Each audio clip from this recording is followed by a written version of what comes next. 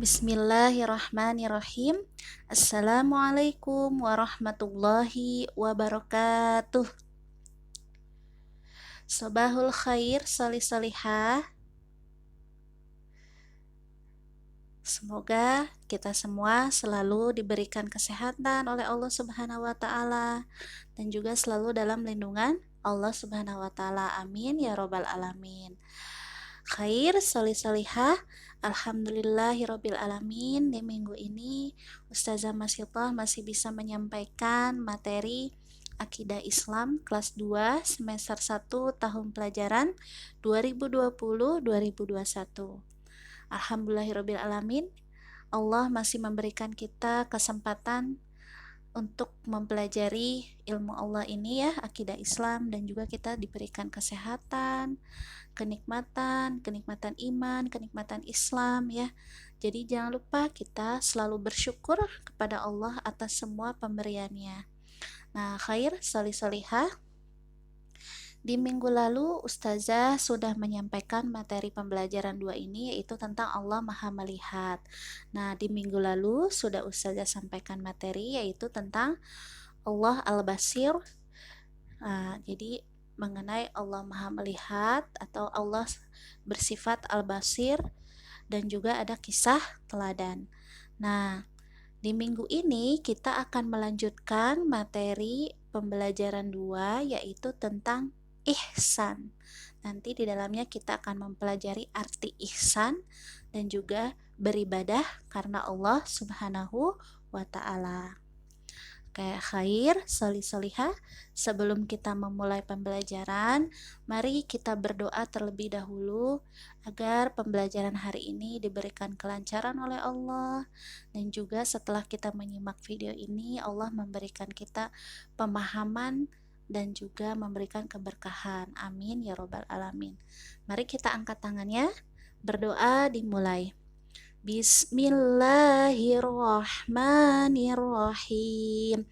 Rabbi zidni ilman warzuqni fahman.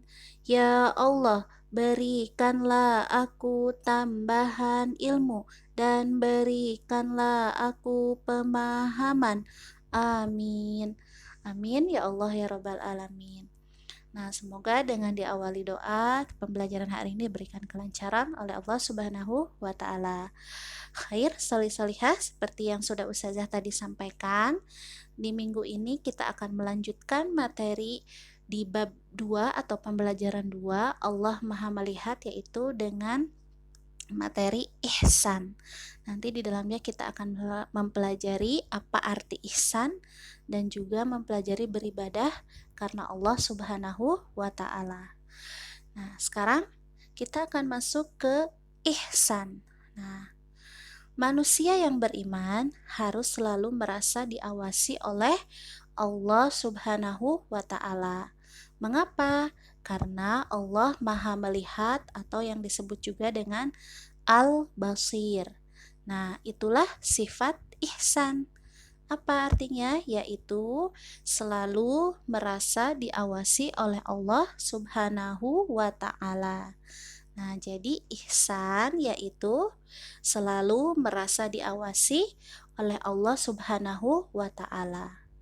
Nah, dalam bahasa Arabnya ihsan adalah al-ihsanu an ta'buda ka'annaka tarahu fa innahu fa illam takun tarahu fa innahu yaraka. Nah, jadi artinya engkau beribadah kepada Allah seperti engkau melihatnya. Namun apabila engkau tidak mampu melihatnya, sesungguhnya Allah melihatmu. Nah, jadi maksudnya ketika kita melakukan ibadah kepada Allah, itu seakan-akan kita itu melihat Allah Subhanahu wa taala. Nah, tapi jika kita tidak mampu melihat Allah, maka sesungguhnya Allah melihat kita, ya. Jadi jangan takut kita beribadah khusyuk kepada Allah seakan-akan Allah tuh ada di depan kita. Nah, walaupun kita tidak bisa melihat Allah, kita harus yakin Allah melihat kita, ya. Allah dekat dengan kita. Nah, jadi sifat orang yang memiliki sifat ihsan biasanya ciri-cirinya adalah yang pertama, dia taat kepada Allah Subhanahu wa taala. Taat itu apa? Jadi selalu melakukan perintah Allah ya dan menjauhi larangannya. Misalnya selalu melakukan sholat 5 waktu, berpuasa, ya kan? Tidak durhaka kepada orang tua, terus juga beribadah, beramal baik. Nah, pokoknya melakukan segala perbuatan yang diperintahkan oleh Allah Subhanahu wa taala. Nah, yang kedua, rajin beribadah. Jadi, orang yang memiliki sifat ihsan, dia tidak akan melalaikan ibadahnya. Lalai itu apa? Misalnya, waktu sholat zuhur jam 12, tapi dia sholatnya jam 2 atau jam setengah 3 atau jam 1. Nah, itu adalah contoh orang yang lalai. Melakukan sholat atau ibadah tetapi lalai. Nah, yang paling baik adalah melakukan sholat tepat waktu dan juga rajin, tidak bolong-bolong. Nah, itu adalah ciri-ciri orang yang memiliki sifat ihsan. Yang ketiga, semangat dalam beribadah. Jadi orang yang memiliki sifat ihsan itu selalu semangat dalam beribadah. Ya, tidak malas, tidak lesu, tapi selalu semangat. Nah, yang keempat, selalu bersungguh-sungguh dalam beribadah atau khusyuk. Ya, jadi ibadahnya itu melakukan ibadah karena Allah itu selalu khusyuk, tidak main-main. Misalnya ketika sholat itu selalu khusyuk, tidak bercanda, tidak main-main. Nah, itu adalah contoh orang yang memiliki sifat ihsan. Nah, yang kelima, orang yang memiliki sifat ihsan akan menghindari keburukan atau perbuatan buruk, ya. Misalnya apa? Misalnya dia menggunakan matanya untuk melihat yang tidak baik. Nah, kalau orang yang memiliki sifat ihsan, dia akan menghindari itu, maka dia akan menggunakan matanya untuk hal-hal yang baik, menggunakan anggota tubuhnya, telinganya, tangannya, kakinya untuk hal-hal yang baik atau amal-amal solih, ya. Itu akan selalu menghindari itu. Nah, kalau orang yang tidak menghindari keburukan atau kemaksiatan, maka orang tersebut tidak memiliki sifat ihsan. Nah, na'udzubillah min zalik. Semoga kita semua tidak termasuk orang-orang seperti itu ya, solih-solihah.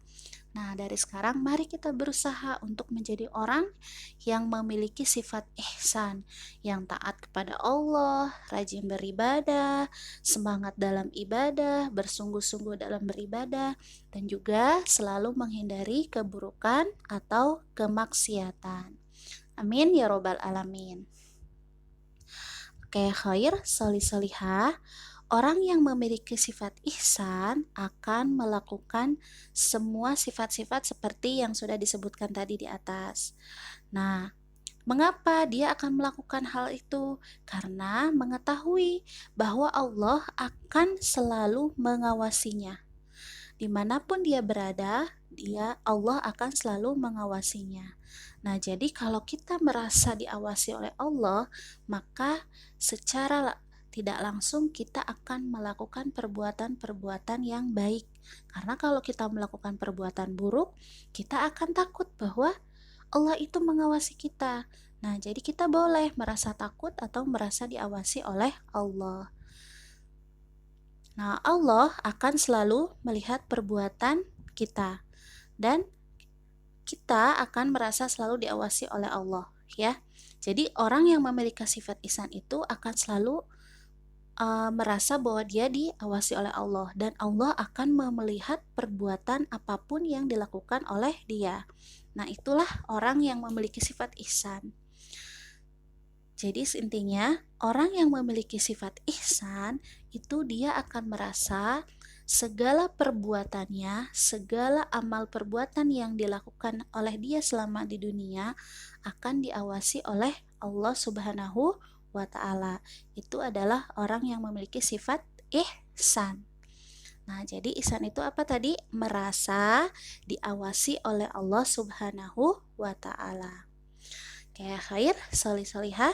Selanjutnya, beribadah hanya untuk Allah Subhanahu wa Ta'ala. Nah, dengan kita memiliki sifat ihsan atau merasa diawasi oleh Allah Subhanahu wa Ta'ala, maka secara tidak langsung atau kita ketika beribadah pasti akan beribadah hanya untuk Allah Subhanahu wa Ta'ala.